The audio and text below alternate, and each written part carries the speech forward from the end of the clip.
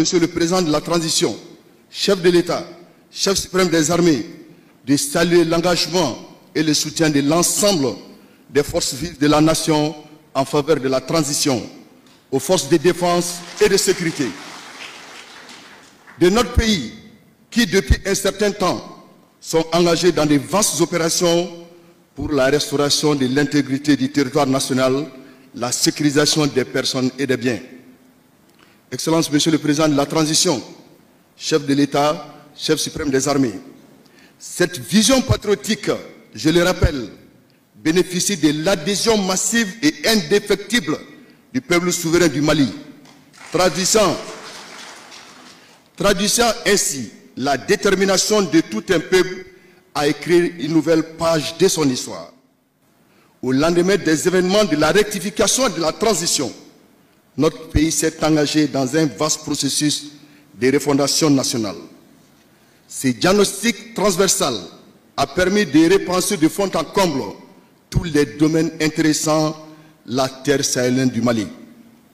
Cet élan légitime et souverainiste impulsé par les plus hautes autorités a permis de raffermir haut et fort l'indépendance de notre pays à travers le respect de la souveraineté du Mali, le respect des choix stratégiques opérés par le Mali, la défense des intérêts du peuple malien dans les prises de décision.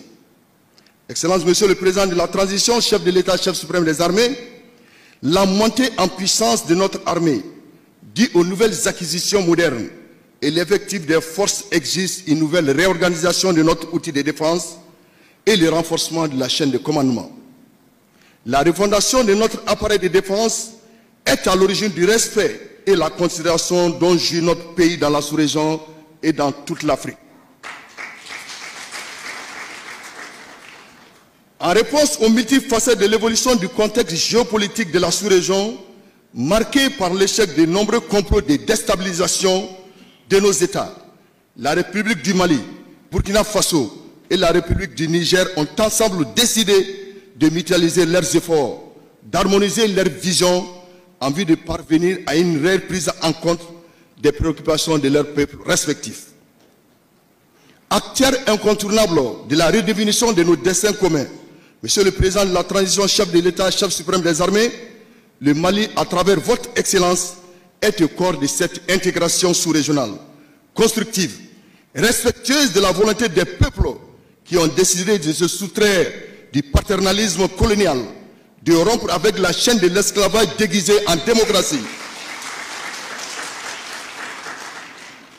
Toute démocratie repose sur une armée forte, apolitique, unie, opérationnelle, car c'est une armée forte et adaptée aux menaces qui permet au pouvoir d'exercer l'autorité de l'État sur toute l'étendue du territoire national.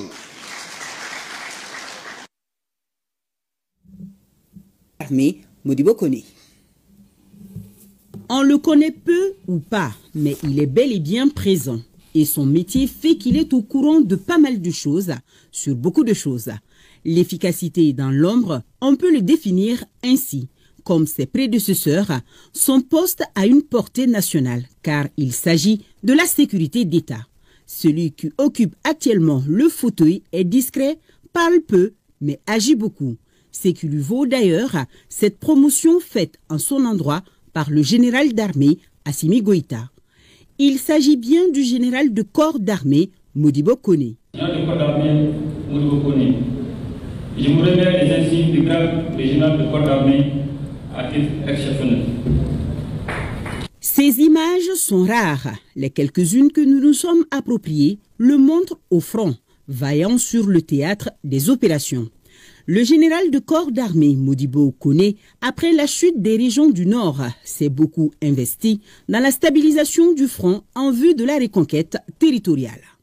Ceux qui ont été recrutés lors de l'attaque du Mali, c'est les 5 partis. Début de sa carrière, il est issu de la 11e promotion 92-99 du Prytanée militaire de Kati. Ensuite viendra sa formation à l'EMIA de 99 à 2002. Pour se performer, il intégra les cours d'application de garde spéciale en Chine en 2009. L'adage nous dit que tous les sentiments guerriers viennent d'ambition, non de haine.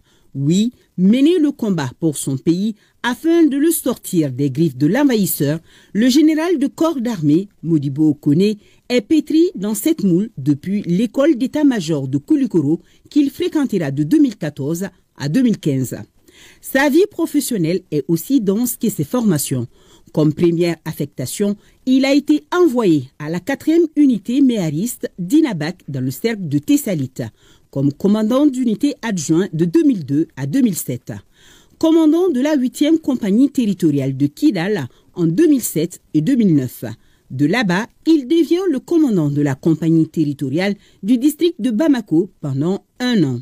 De 2011 à août 2020, il faisait partie de la 4e unité méariste de Gossi, commandant du 1er groupement territorial de Kaï, puis celui du 5e groupement territorial de Mopti. Il faut noter aussi son passage au poste tactique en tant que commandant. C'est pour dire que le militaire est un homme de terrain. De 2003 à 2020, il fait partie de toutes les grandes opérations effectuées. Il s'agit de Assalam 1 et 2, Djigitougou, Badenko, Dambé et Maliba.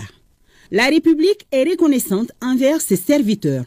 Le général de corps d'armée Modibo Okone, parmi ses valeureux soldats qui n'hésitent pas à braver les intempéries contre l'ennemi.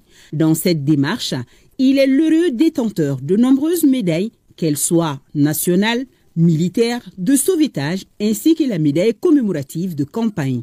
Il détient aussi le titre de commandeur de l'Ordre national du Mali et celui du Burkina Faso.